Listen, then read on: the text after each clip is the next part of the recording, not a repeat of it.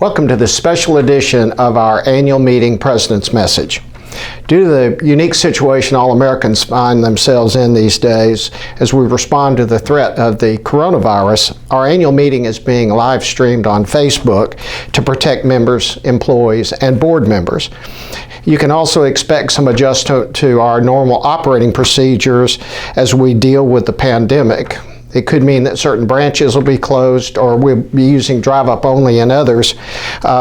We want to do our best to maintain a business-as-usual approach, recognizing, however, that school closings have made childcare issues very significant. Annual meetings are just one of the distinct differences that exist between a bank and your Alabama credit union.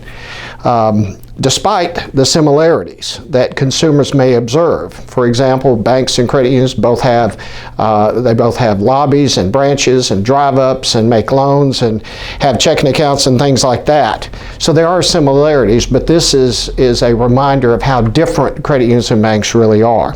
First of all, Alabama Credit Union is a not-for-profit financial cooperative. Contrast that with your typical bank that is stockholder-owned, a for-profit corporation.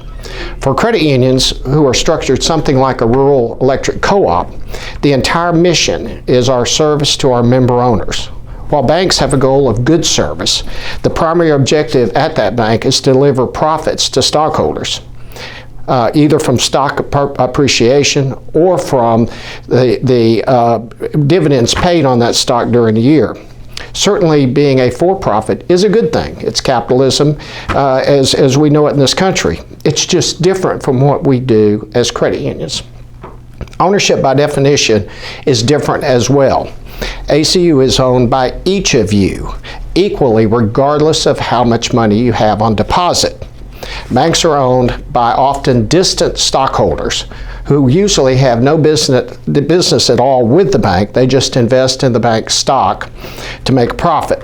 The fact that our members are also owners changes the service dynamic.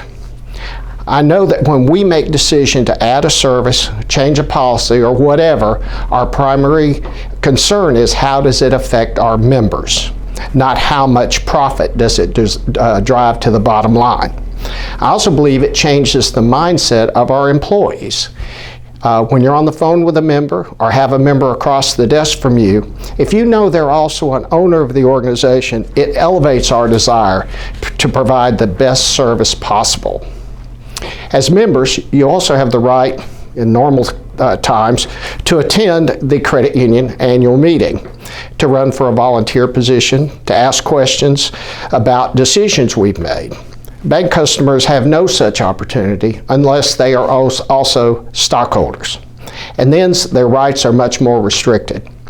Decision-making at the board of directors level is different as well. For ACU, our board members are volunteers who serve purely for the benefit of our membership. They receive no compensation. Well, occasionally, monthly, they get lunch, and they're elected by the members at each annual meeting. Bank directors, however, are compensated for attending board meetings and usually are amongst the larger stockholders of that bank who are there primarily to serve to watch over their investment. As a not-for-profit financial institution, we do not have the expensive dividends to stockholders, nor the drive to make big profits. We also are exempt from federal income taxes. All of these factors enable credit unions to generally pay higher dividends on deposits and charge lower loan rates and lower fees, so resulting in a better financial deal for most consumers.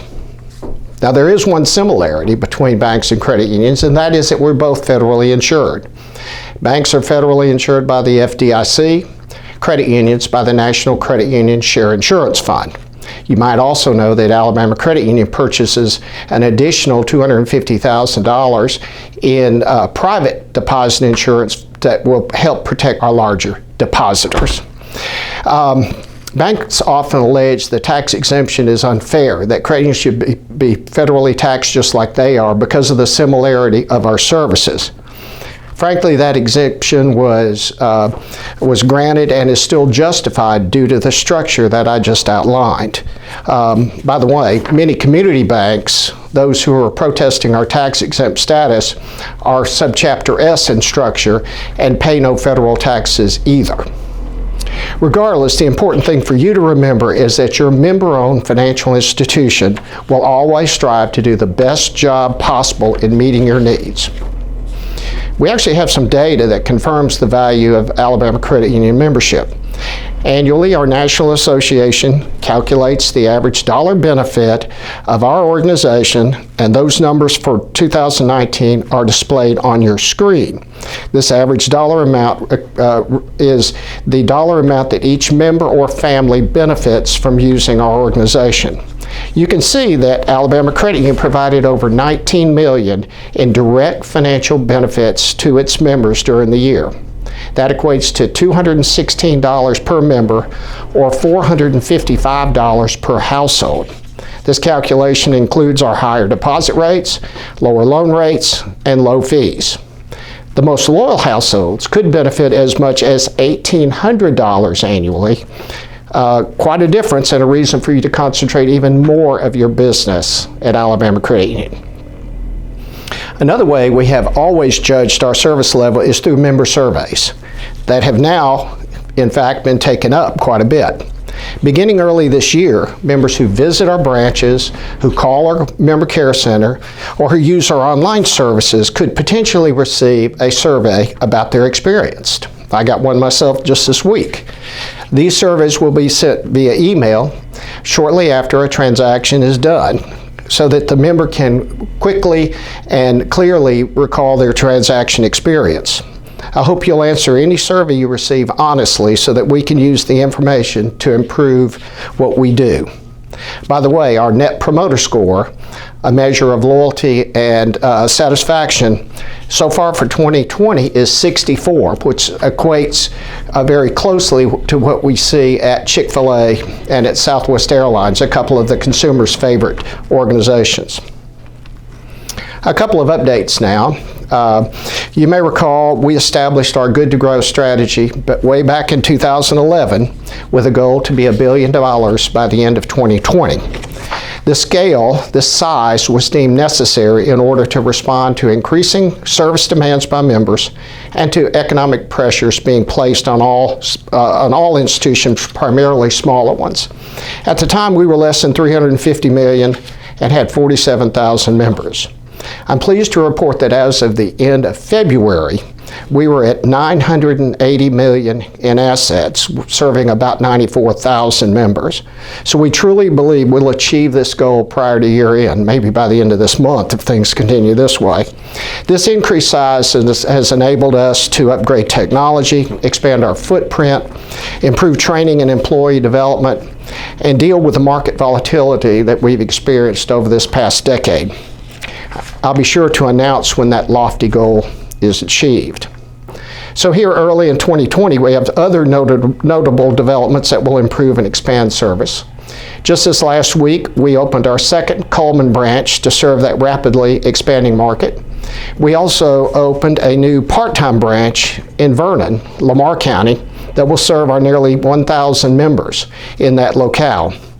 Hopefully, many more in that county will choose to join us. A very exciting development in Tuscaloosa will be the construction of a new main office, replacing the current facility that is on UA leased land.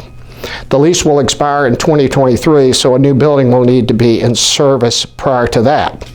By the way, the picture that you may be seeing on your screen right now was the original dedication of the current main office in 1984. The two individuals there are Dr. Tom Jones, a longtime board member of ours and former dean of the law school, and some guy that way back then had hair and would be me when I worked for the Association of Credit Unions and was happy to be at the dedication. It's hard to believe 40 years has passed by that quickly. The new office will be on University Boulevard between Nukes and the Chevron, and we hope to have it completed by the end of 2021. In the Huntsville-Madison area, we have purchased land on County Line Road to construct a branch in that very fast-growing area of North Alabama.